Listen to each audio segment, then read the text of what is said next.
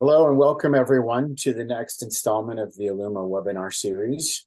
Today, we're very lucky to have a couple of distinguished guests that are as expert as anyone I know in the area of Medicaid reimbursement.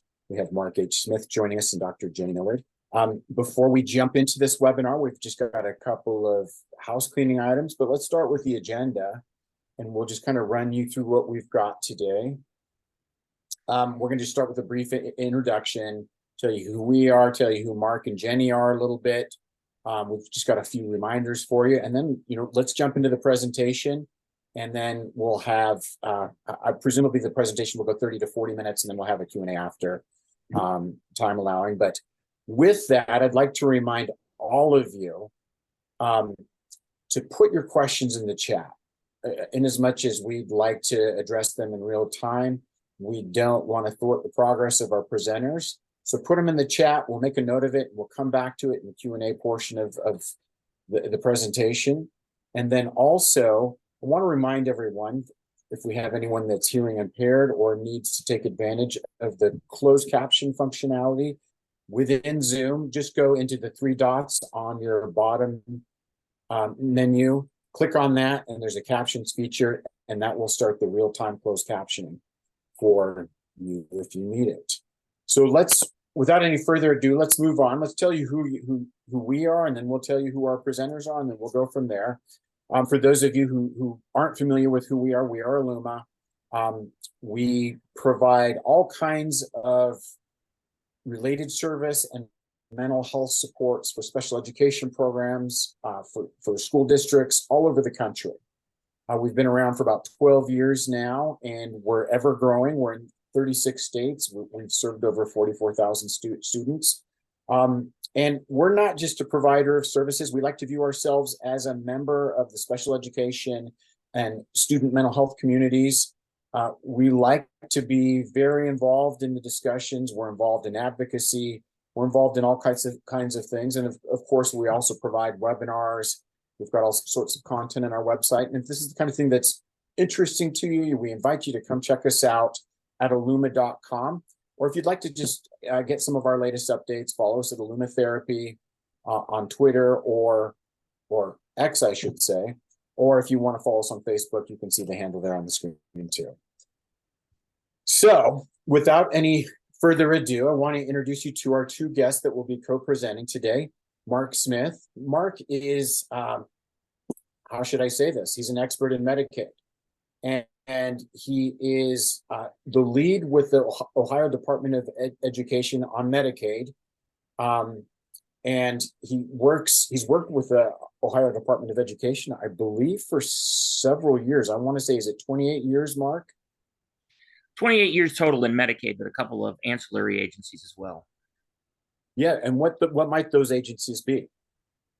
I've actually worked for our single state Medicaid agency, which is the Ohio Department of Medicaid, but I also worked in our intellectual disabilities agency, which in Ohio is an executive level agency as well.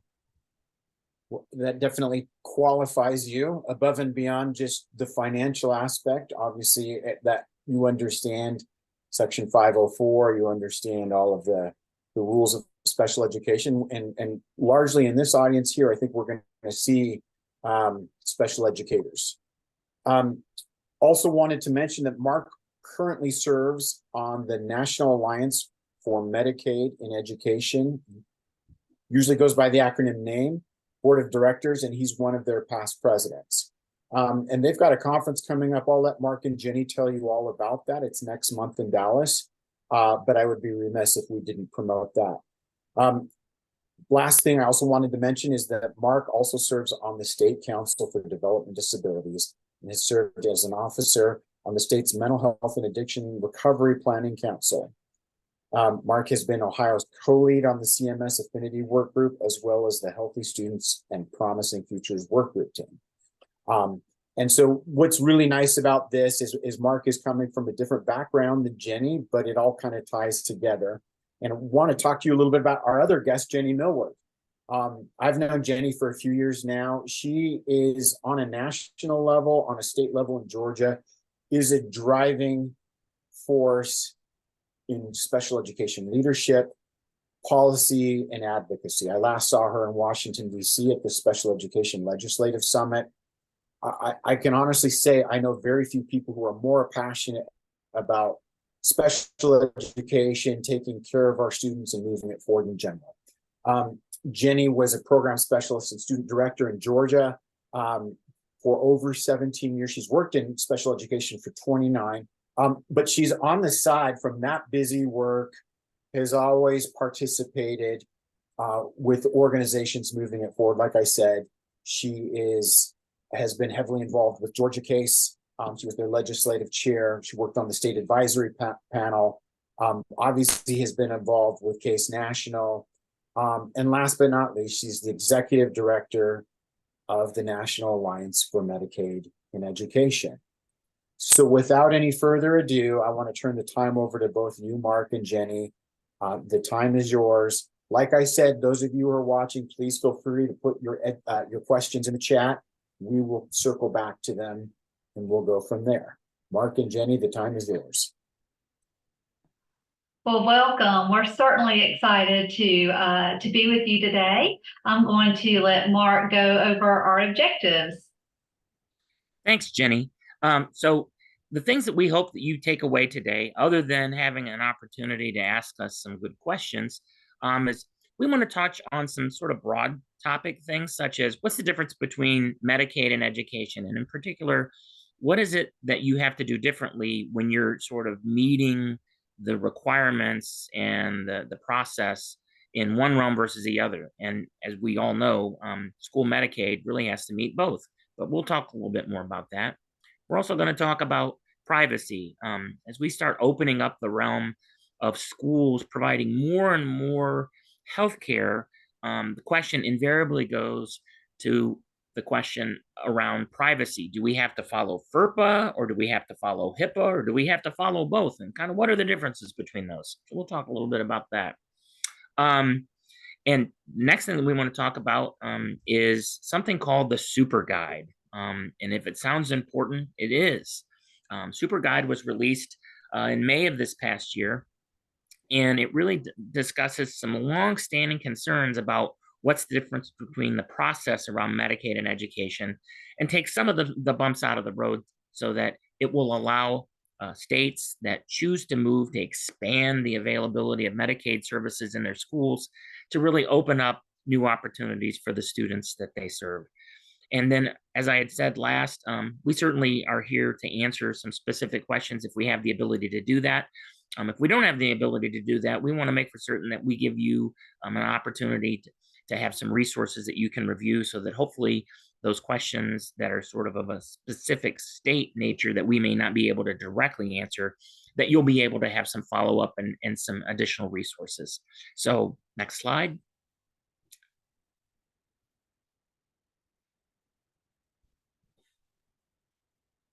So we could not do a great job at presenting without quoting our deputy administrator and director at the federal level, Dan Side, who's certainly a champion for our school-based Medicaid program. And recently, our organization, as well as Dan and CMS, were a focus of a story by NPR. And so I would certainly encourage you to look that story up. It was a really well done story by that institution. And Dan says, if we could help provide Medicaid funded support so you can get kids and youth more access to mental health services, whether they're in crisis or earlier on, without a question, that'll be a win. That's the whole purpose behind this program, is to get kids what they need as soon as we can, and certainly to intervene if they're in crisis as well.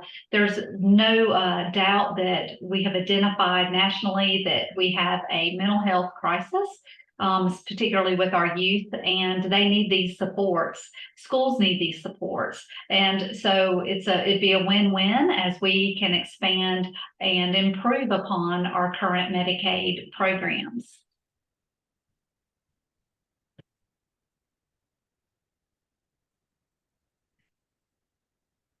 So I'd always start by saying to people that we have 42 million reasons why this program is vital. And that is the number of children who are impacted by this program. There's more than 40 million children. About half the children in the United States are now insured through Medicaid or through a CHIP program. Sometimes states call them CHIP, sometimes they call them something different. In Georgia, it's called Peach Care. But regardless, we have 42 million reasons why this program is vital, and that is currently where we are with the number of children who receive these benefits. Just to give you some background and some overview, not just that there are 42 million reasons why this is important, but some of you may not have a lot of background in Medicaid, so I wanted to be sure just to touch on it a little bit. The school-based reimbursement program began in 1988. It is argued, some say that it's the third, some say it's the fourth, but it is a significant federal funding stream for schools. That's why we need to talk about it more. In 2014, there was a significant change, and it introduced free care. Free care essentially means services outside of or beyond those that are listed in an IEP, meaning that children in general education who are also eligible for Medicaid, their services could be covered. Could be covered, I say could, because it is still dependent upon your state plan. Everything we talk about today is going to be dependent upon your state plan. All 50 states have a unique plan. Each state has different things that are allowable. So we're going to talk about how to make changes with that as well. But in 2022, something significant happened. I have it, the acronym here, the BSCA, that is the Bipartisan Safer Communities Act. If you joined us last year on the webinar that I did with Illuma, I really focused on that. It's an initiative that increased the financial investment on behalf of the federal government and made a lot of promises. It promised to bring in a technical assistance center, which you see listed on my screen as TAC. It also talked a lot about grant funding and different pieces of Medicaid that would be improved upon. And so it took some time, but one of the things that the BSCA required was for the guidelines to be updated, which had not happened in 20 plus years, which is what we now refer to as the Superguide.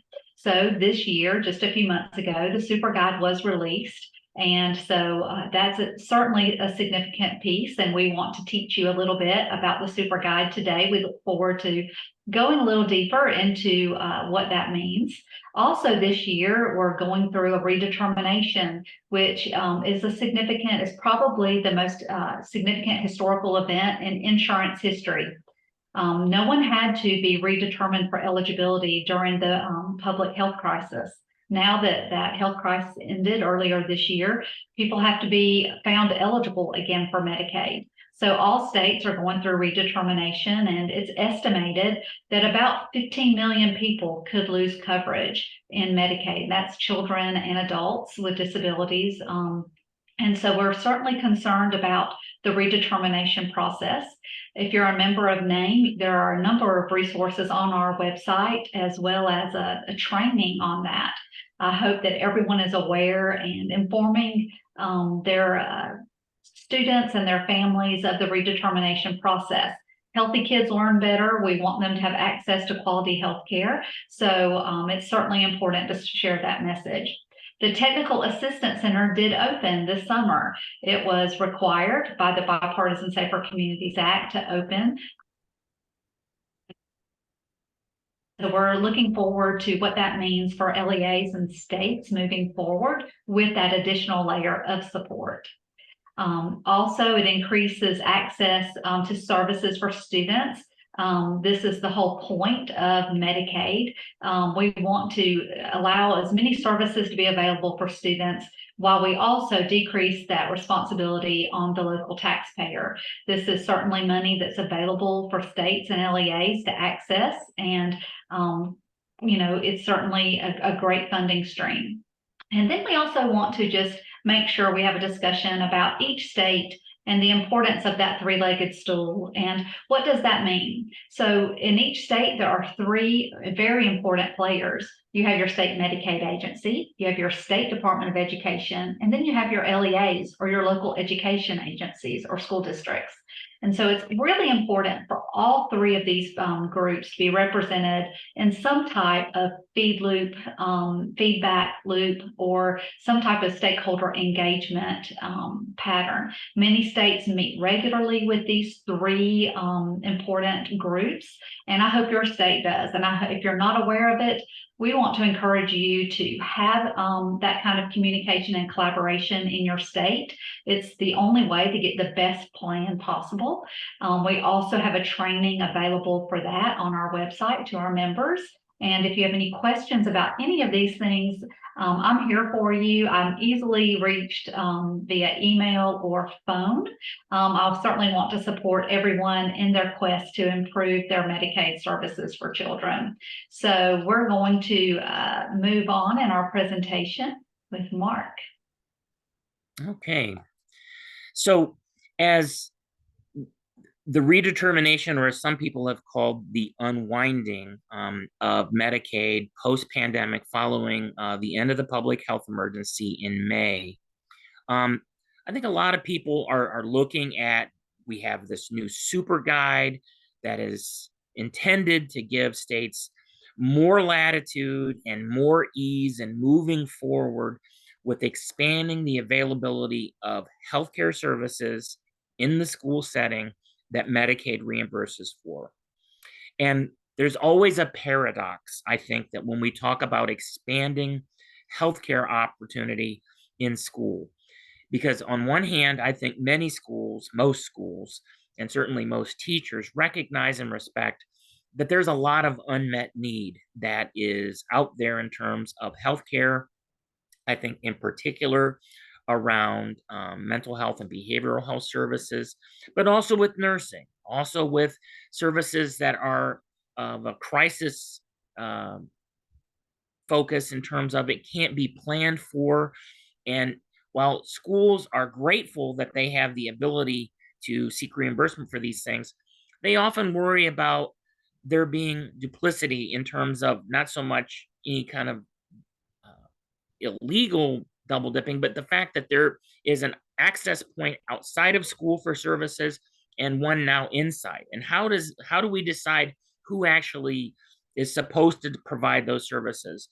And then furthermore, anytime that you're taking the effort of addressing these healthcare needs while you're in school, there's very strong likelihood that you're needing to balance that against the availability of time and resources and staffing to provide those services. And so there's this constant rebalancing that it's a juggling act. There's no two ways about it, of making certain that you meet all of the educational requirements from the learning perspective. There's the requirements of providing these healthcare services. And then there's the time that you're trying to make for certain that you're not taking from one area of education to make available for healthcare services to a point where you're losing the ability to meet those educational requirements.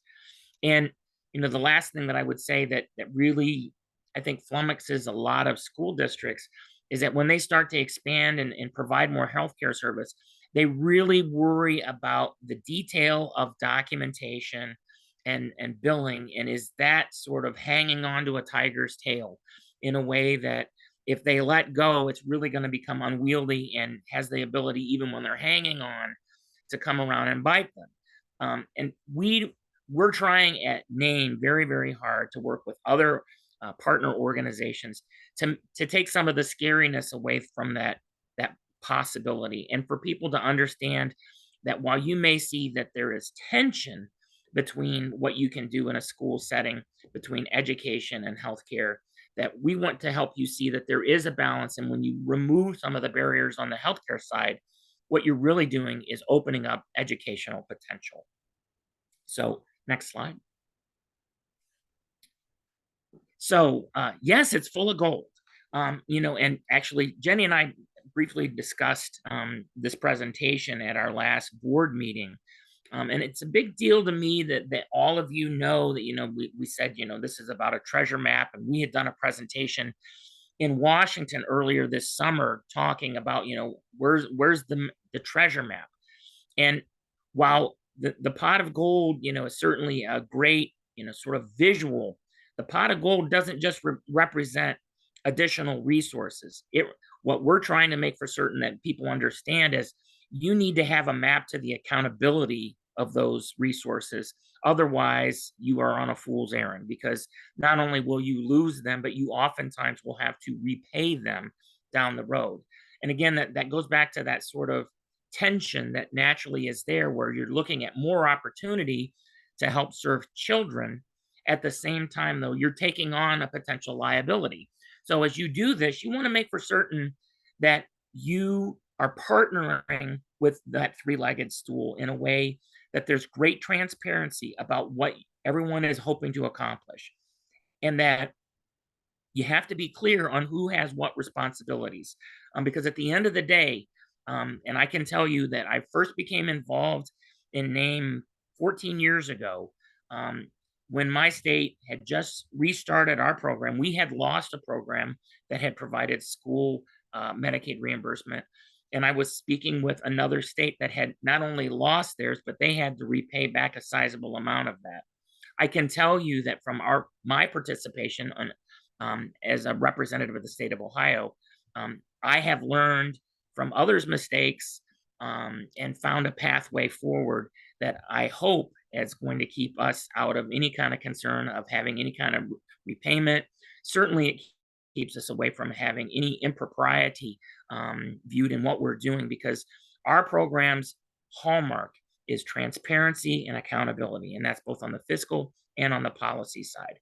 I think that what CMS has done with the Superguide, and the Superguide does speak to both policy elements and to fiscal elements, is that they're trying to make for certain that, one, people understand that accountability is there, and two, to make for certain that they have an expectation of what CMS is going to look for in both the policy and on the fiscal side of things as you move forward in your state, not just with new initiatives and expansion of healthcare, but what you already have in place. And it's been frustrating, I think, for a long time that states, and Jenny even alluded to this, every state has essentially a contract between the federal government and its state on what the expectation is, what are the services allowed, and what is the process for allowance of any kind of Medicaid service, school-based or anything beyond that, for that matter. Having some level of consistency comes from this Superguide. I think that is a benefit for all parties concerned, because if you don't know what target you're shooting at, it's very difficult to hit a bullseye. And I also think that the Superguide really speaks to concerns around, given that for a lot of states, when you start doing things that aren't governed under special education, and you're really looking at what are considered more or less pure healthcare, physical and mental health things, they start to worry about the privacy. Those things are addressed. There's also concern around, once we get out of purely special education services, about insurance that may cover services that are not governed under FERPA. And we'll talk a little bit more about that. And then lastly, one of the other big things that is not directly in the CMS Superguide, but is mentioned, really comes from the Education Office, OSERS. And what that really is about parental consent. And again, we'll talk a little bit more about those things as we move forward. Next slide.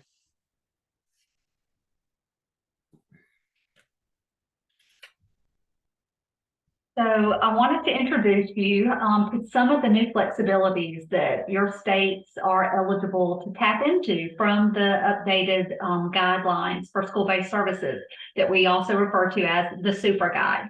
One of the new flexibilities is a change in provider qualifications. Before I get too much deeper, I do want to preface this with the statement that states would have to apply for this through a state plan amendment if your state doesn't already have this built in, okay?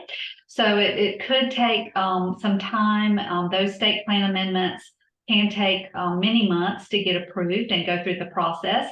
But that's why that three-legged stool and those feed loop patterns and feedback patterns and the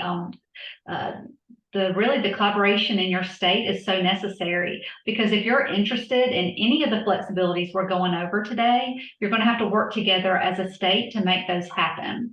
The provider qualification changes allow states to establish provider qualifications for school-based providers that are different from non-school-based providers. And I'm going to explain that a little bit. So we all know that currently most states are eligible to seek reimbursement for, let's say, speech services. SLPs are licensed. There's a pattern for them. There's already an established way for an SLP to be a licensed provider for Medicaid services. I think that's probably very clear for us. However, it's not the case for maybe a school psychologist, a school counselor. They don't have the same qualifications as those that would be billable for Medicaid. So this opens up something for your state to consider to apply, and then the feds would have to, CMS would have to approve it. And so we are still learning about this. This is something that is new and no one's done it yet.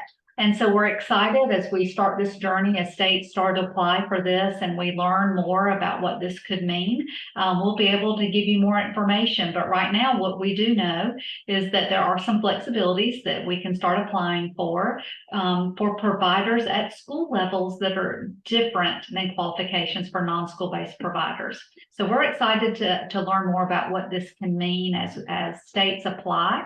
But prior guidance made it very difficult for states to rely on education qualifications to establish provider qualifications for school-based services.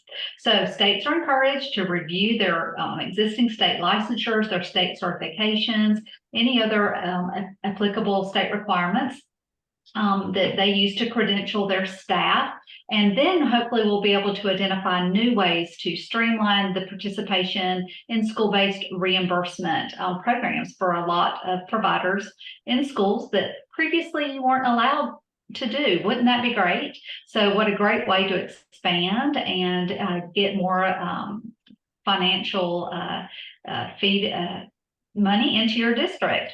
So let's move forward with what else is in the Superguide. There are many new billing flexibilities. This is what we're getting the bulk of our questions on. And so we are certainly in talks with CMS. They're presenting at our upcoming conference. We're learning more about these every day.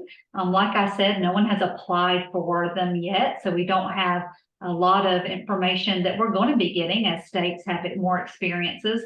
But what we do know is that the federal government, the CMS office, they recognize that many schools and states don't participate as much because of the administrative burden that schools have when they seek reimbursement.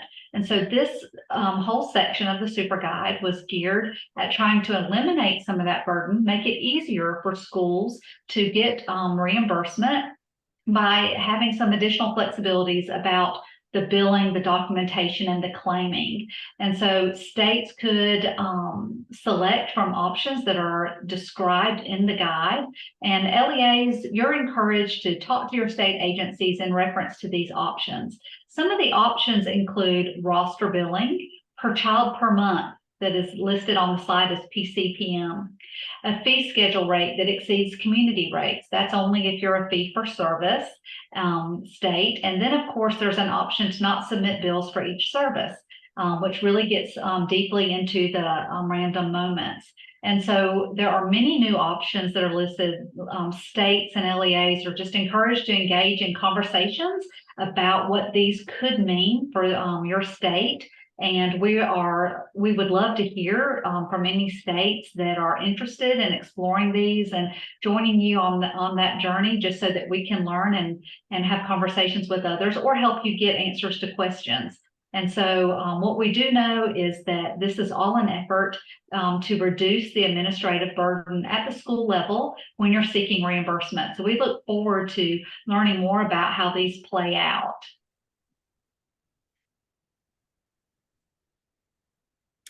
So to dovetail on what Jenny has said in regards to the billing flexibility, I want to make for certain that you all understand, though, that when you're talking about billing flexibility, that does not diminish accountability expectations. And I just want to say that as we move forward, as we look at new opportunities, that we all keep in the back of our mind that while that flexibility comes along, it will take an overt effort to make for certain that we maintain and increase accountability standards as we have less levers to pull down that Medicaid dollar in the short term. In terms of talking about those dollars coming through based off of schools being able to access Medicaid reimbursement for service that they provide in school. So the paradigm has been for some time that schools have the ability to pull down Medicaid reimbursement for special ed services, which are all governed under FERPA, under the U.S. Department of Education, in terms of there are requirements around those services and the accessing of those services related to free and appropriate education, and to make for certain that children accessing special education services in schools do not diminish, lose, or lessen the availability of an overall benefit package for services that are available to them outside of school. When we talk about therapy services that are indicated on a student's individualized education plan or IEP, that usually there's not as much crossover as there could be potentially with some physical health or maybe some mental health services for children who may not have a learning disability, who have a need for mental health services and are Medicaid eligible. Third-party liability is something that has been of discussion for a long time and has vexed me personally in terms of being able to really kind of put this totally to rest. And I'm hopeful that the Superguide is going to give states the added ability to really kind of remove the concern around this. Third-party liability, what is that? So there are children who, and I always try to give a real-world example to these things. Children may live in a home where they're living with mom and dad and mom are divorced, but dad still has family coverage with his family insurance plan. You could potentially have a child who is both eligible for Medicaid and also eligible for this non-Medicaid private insurance. And there's something called pay and chase. And what Medicaid does is Medicaid, for all services except for educational services, is the payer of last resort. In other words, Medicaid really pays after other insurance options are exhausted.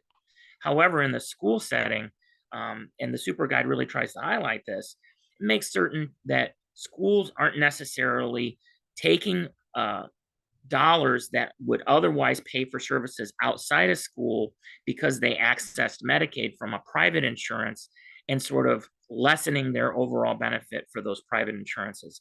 And that pay and chase process oftentimes happens well after the fact that the school is informed that the family has this other insurance. And it's a lengthy process. In my state, it's contracted out, but at the end of the day, no family should ever have to pay for a service that a child receives in the school setting, unless there is some overt understanding that that is an allowable thing and the family has signed off on it. What the Superguide tries to make for certain is that states can make the argument that they should not have to go through that process for school-based Medicaid reimbursement. And you can make that argument for a number of different ways. The problem really isn't so much from a policy perspective as oftentimes it's because the state system has been set up with this pay and chase to automatically occur when there's this private insurance. And given that the vast majority of current Medicaid costs are for non-education services, that's the default of the system. This third-party liability issue, though, is something that as you move forward with non-special education services, it may be a new issue. It may be existing issue that sort of takes something on differently than it was in the past. There needs to be a conversation between those three-legged stool areas: the school district itself, the LEA, the state Medicaid agency, and the state educational agency, to understand what the expectation is and how that process is going to work. Because at the end of the day, the entire state is sort of has a liability if, in fact, that process doesn't work the way it's supposed to under education law, and the family incurs an expense for a school-based service that was otherwise not given permission. Next slide.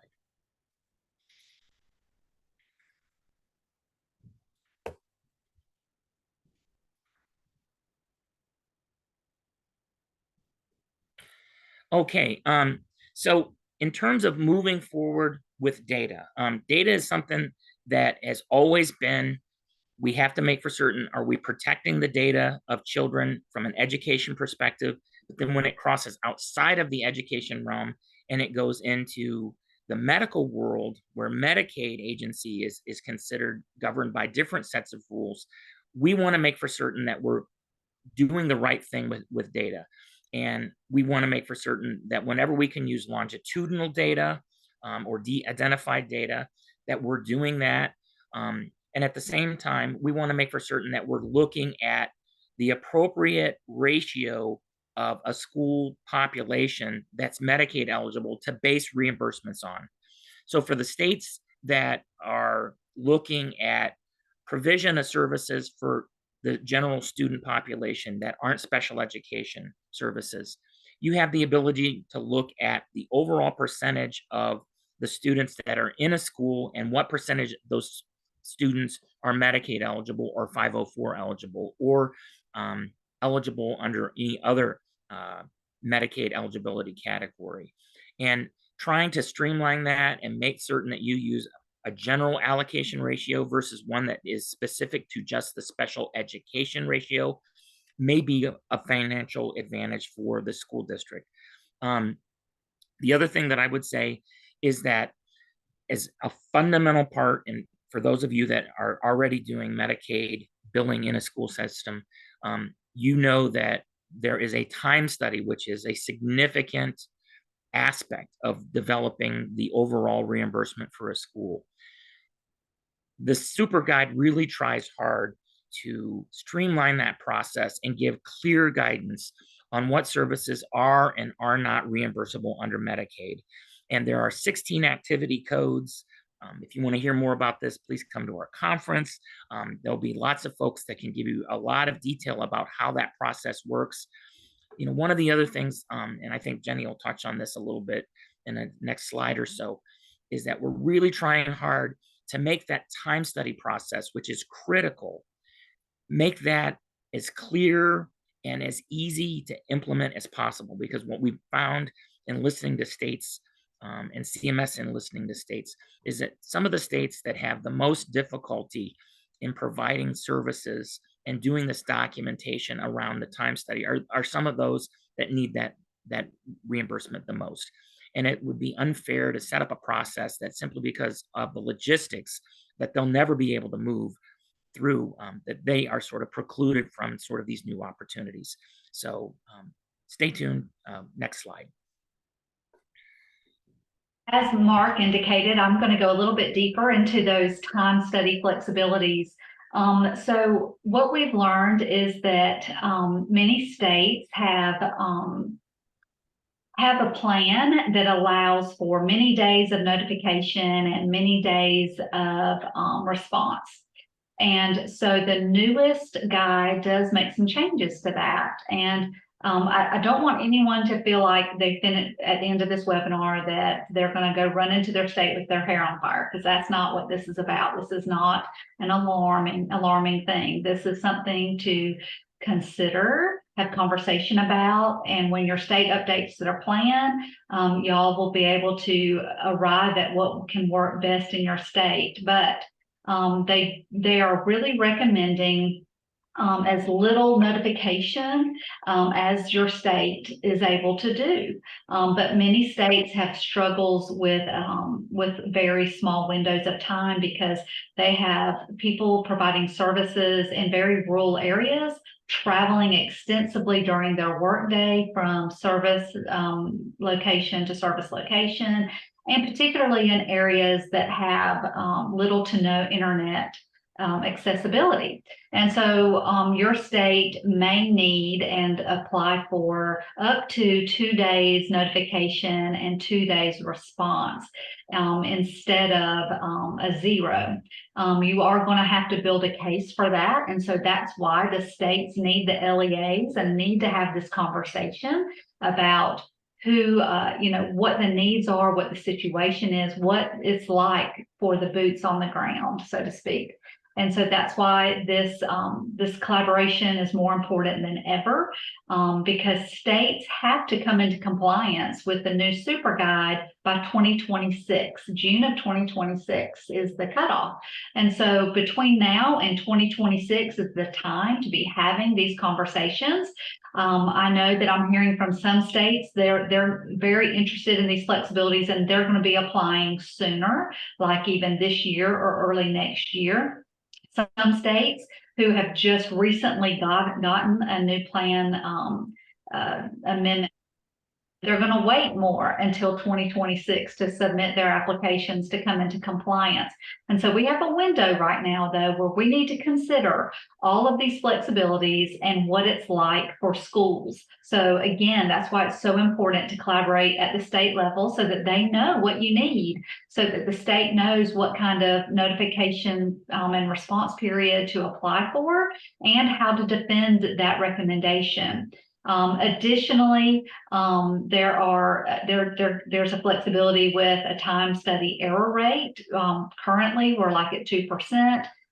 They're increasing that to 5%. Many states, what I'm hearing, are not interested in changing that error rate just because they want to protect the LEAs on having to potentially pay back some money, and they want to keep it lower. But it's something to consider, certainly something worth a conversation for. And then again, as a clarification, staff substitutions permitted for vacancies that are filled or existing positions that are updated with replacement staff is something that could have some flexibility surrounding it. And new positions that are created after the selection, they could wait until the next interval, which would be significant.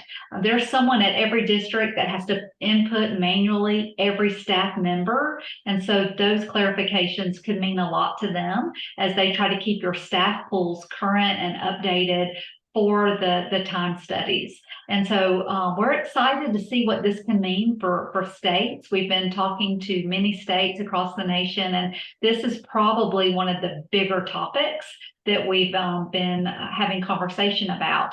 Most states are very much interested in the 2-day window, 2 days notice, 2 days response, just particularly states that have rural communities, lack of internet access, and staff members who do a lot of travel. Mark, is there anything you want to add to that? The one thing that I would say is that if it ain't broke, don't fix it, though. If you are working in a state where your time study results, as far as your participation rate and your overall results, seem to be in a place where people have a comfort level, you can continue the status quo so long as it's in the parameters that the Superguide allows for. I can tell you that my state, we have a 24-hour prior notice window, and if I have anything to say about it, I have no real reason to give additional time, given that our folks have found a way to make that work. Now we have changes that we may need to make around other aspects of our program, but don't perceive the flexibilities as a mandate to move from what already is compliant unless it's outside of the parameters of what the Superguide will allow.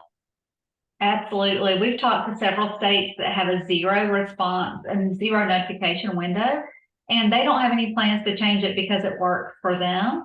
They're trained well on it. Their service providers are able to manage that, and they really credit the training that they're able to deliver from the state to the LEAs on how that implementation goes. And we certainly don't want to change that. Stick with what works, for sure. Okay, moving forward, let's talk a little bit about telehealth. Telehealth is recommended strongly in the Superguide. We all know that there are critical shortages in many of our service providers, particularly around speech and OT and PT. And so the Superguide definitely encourages states to choose the type of services that are covered when delivered through telehealth. It's encouraging states to review the range of service providers for different services at schools. And this may not even require a state plan amendment. That's what SPA stands for, in case you didn't know, state plan amendment. But it just depends on how your current SPA is written. You may or may not have to submit one for this particular reason. But it's something to definitely have conversations. Again, if school districts don't communicate these type of needs to the state doesn't know how to write the best plan. And so it's really important, again, to have these conversations on each of these areas. And we are touching on what we have found to be the highlights in the Superguide, not every little thing. These are what we are finding to be the main topics of interest. And so we wanted to bring those to the forefront during our conversation today on this platform, just to empower you to be able to approach your state agencies and feel confident about what you could talk about, what you could contribute as they review their practices. Mark? Yeah, a couple things that I want to add on in my state, and I'm in Ohio, by the way. We had telehealth services, speech and language pathology. I think we were one of the first in the country that had that. During the pandemic, we were able to expand that to all of our modalities of service delivery in terms of speech, audiology, OTPT, and mental health services. And I use the word modality carefully because the argument that I made, and it seemed to carry the day, at least for Ohio, is that the telehealth modality is the same service that's being delivered face-to-face. And that what we've done in Ohio is we've used a modifier, a local modifier, just simply so that for our own tracking purposes, we could see the case mix between what is delivered versus face-to-face delivered. And we've not seen any sizable shifts that we did not expect to see even before the pandemic. I can also tell you that with telehealth, and I understand that this probably has a little bit more importance to this audience than maybe the average audience. There's certainly children who do better with telehealth, but not all children are going to be able to equally benefit from the telehealth modality of service delivery. Be respectful of that. There's no size that fits all. And also, even I was discussing with some folks right before the call. I'd actually spoken in Texas about telehealth speech and language pathology several years ago. And really the hang up had to do with the initial evaluation, soft palate examination. And I think that at least back then there was a decision made to just do that face-to-face and everything else could be telehealth. So as you work with states, find out what those sticking points are. You're not going to be able to foresee what those are unless you ask people. Find out what those things are and find workarounds for the things that seem to be the hills to die on.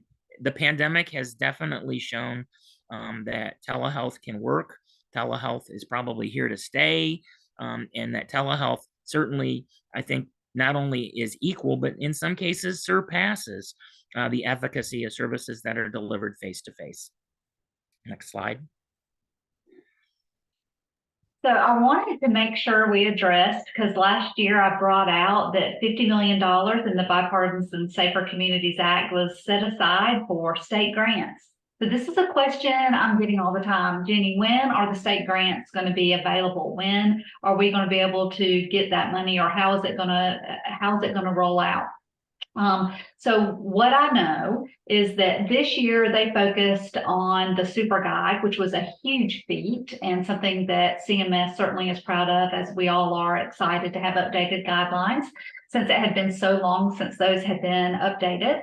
They also focused their efforts on the opening of the Technical Assistance Center. And so it won't be until next year, 2024, probably around June, that we can expect to hear about the application process for the state grants. But it's something that you can be preparing for now. So if you know that there's something your state wants to work on, or you have an idea, or you you have some kind of a plan in mind, it's a great time to be having these conversations between now and June with your state agencies about what you'd like to see, because your state is going to be able to apply for a grant, and we don't really have the parameters about what they're looking for. What we do know is that in the Bipartisan Safer Communities Act, the whole point is to expand. So anything likely, do they want to promote and expand this program? So I would imagine it would have to be surrounding that. But something for you to think about. It's a significant reason to be in communication with your state agencies. And as we have more information, mid-year next year, which is just the end of the school year, and I know everyone, even though the school year has just started, you're already thinking about next year and planning for next year and how you're going to expand classrooms and all kinds of things in your district. So the state is at the same level looking at what next year is going to look like. So it's never too soon to start having this conversation. The grants, the applications are coming. It's just was not, of course, the very first priority of the Bipartisan Safer Communities Act. So as we can see, they had to, make a timeline to meet everything that it included, and the grants are on the way.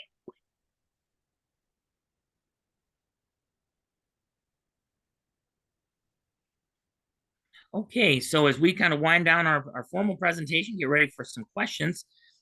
The things that we'd like to leave you with are make for certain that you have that dialogue with the folks that you're working with. Don't presume that you have an understanding of all of the concerns that they have, especially coming out of the pandemic. There were a lot of things that were done out of necessity from the pandemic. Some of those things may be able to continue because you've been able to show that there was efficacy from your efforts. Some of those things may need to alter, and having a conversation about the reality of that is critical if you're going to codify that and put it in your state plan amendment. And states are going to be, as Jenny had said, by June of 2026, needing to submit a state plan amendment for their school-based services, whether or not they're adding any services or not, for the sole reason that if your time study is not exactly as the parameters of the Superguide say it should be, you're going to have to make that amendment process work if for that alone. But that's also an opportunity, if you're opening up your SPA, to have a real conversation before you get there of saying, well, maybe there's some additional services that we can provide. And it doesn't necessarily have to mean that you're sort of completely pushing out any kind of face-to-face services. What you're potentially doing is augmenting the shortage of face-to-face folks with the ability to provide those services through a telehealth modality. Again, same service, just a different modality. Those documentation things, as you move towards those billing variances from what we currently have, which is each claim has to have the documentation submitted with that. If you have some latitude in terms of how to get that reimbursement without having that attached at the individual instance of providing service level, make for certain that you're taking the time to not necessarily step away from the accountability that is attached right now at one-to-one level of billing. The other things that I would say is, there's conversations that are going on at the federal level and at the state level. Jenny and NAME are definitely able to provide a lot of resources, not only through our organization alone, but also through some of our partner and strategic partners about where you can find out other information. But at your local level, if there's not a conversation that's happening, be willing to sponsor the effort of doing that. There is power in convening. And it doesn't have to mean that you're trying to push your way in on anything. You can talk about the things that maybe the elephants in the room that maybe are only ancillary related to the service delivery that you're doing. Having that dialogue is helpful as far as maintaining the ability of accountability for what you're currently doing, and also opening up new opportunities, not just for you as an organization, but as for the children who desperately need services that they otherwise aren't giving.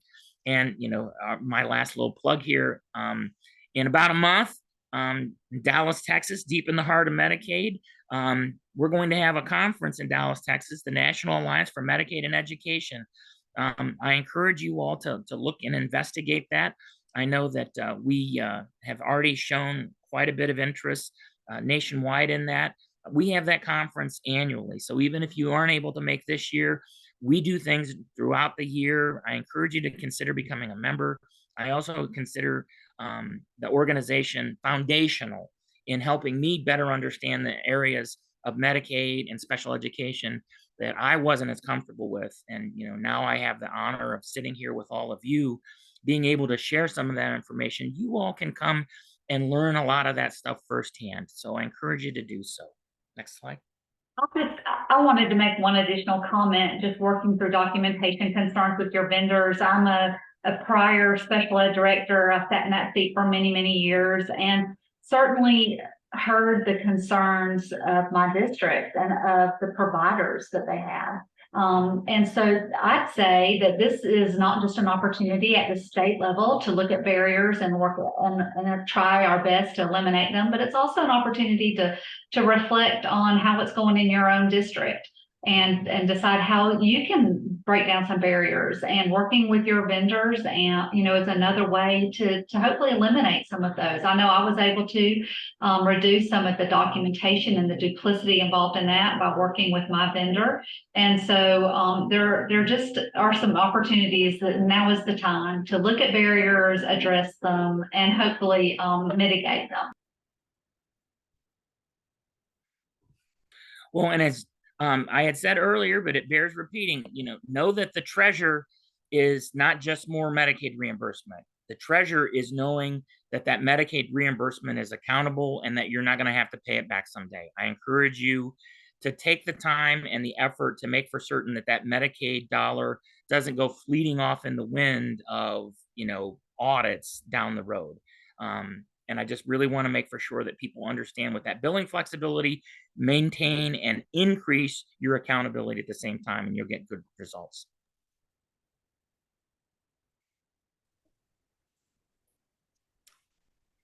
Well, thank you, Mark and Jenny. That was an awesome presentation.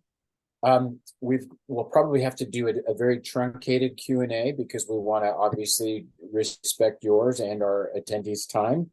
I've got 8 questions myself written down, so probably won't get to those, but I did want to address one thing. Several years ago, and this is secondhand, I was at a conference and was talking to a director who had immersed themselves in Medicaid reimbursement, and I was told that, so this is secondhand, you can correct me on it, but she was told that only about 58% of the dollars that were available through Medicaid were actually accessed by special education programs.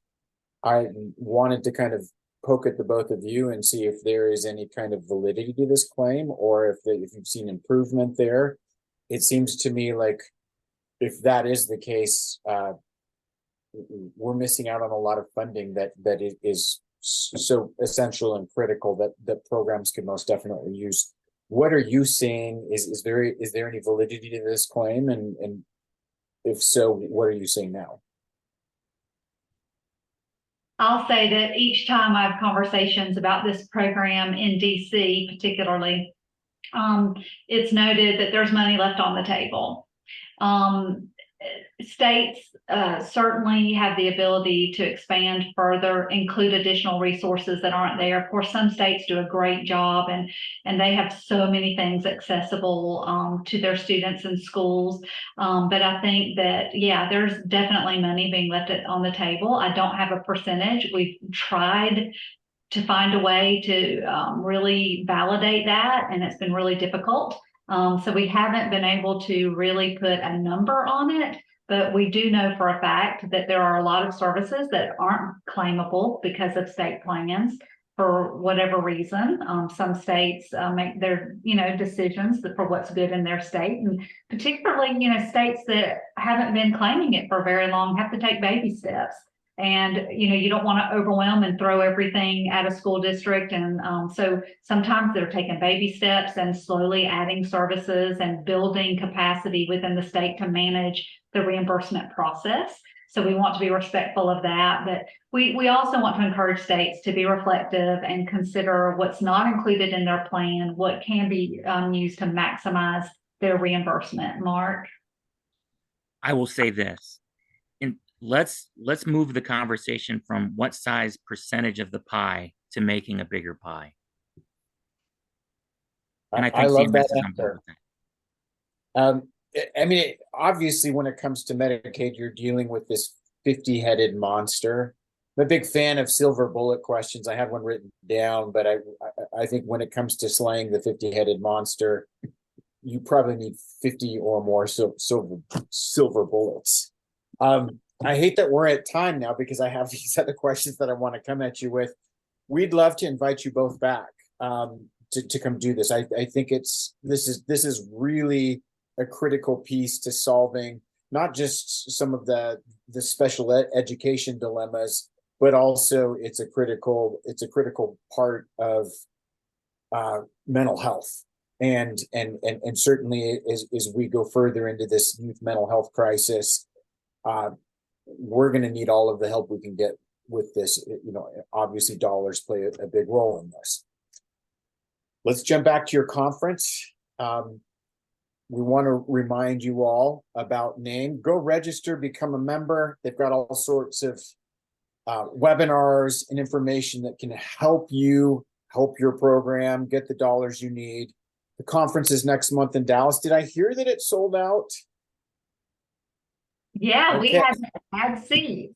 So we certainly don't want to turn anyone away, and but we certainly want you to be able to come and learn with us. So we have added seats. So register soon. Okay, and if you can't register, join this organization. I can't say enough about these two individuals. They are moving the cause of education, student mental health, special education, all forward through an alliance with Medicaid. Want to remind everyone here, we've got some upcoming webinars. You can see them there. Go to illuma.com to find out more, to register. Also want to remind everyone that we will be sending attendees certificate of attendance, recording, any supplementary materials, the deck around this. Again, so you can study. This was chock full of information. I'm not so sure anyone attending can take everything away through one viewing. We will encourage all of you to go back and revisit. And as Jenny invited you to do, feel free to reach out to these two with your questions. I don't think we have anything more to go with that. So I want to thank our two distinguished guests. You both did awesome. We thank you for your time, your wisdom, and your expertise. Thank you as well, George. We certainly appreciate being invited and sharing our message. And we also appreciate so much that you're a sponsor of NAME. Thank you. We believe in what you're both doing. And again, thank you for everything. Again, we've got a webinar coming up on the 17th. We invite you all to come back. Until then, we wish you a blessed day and a fantastic week.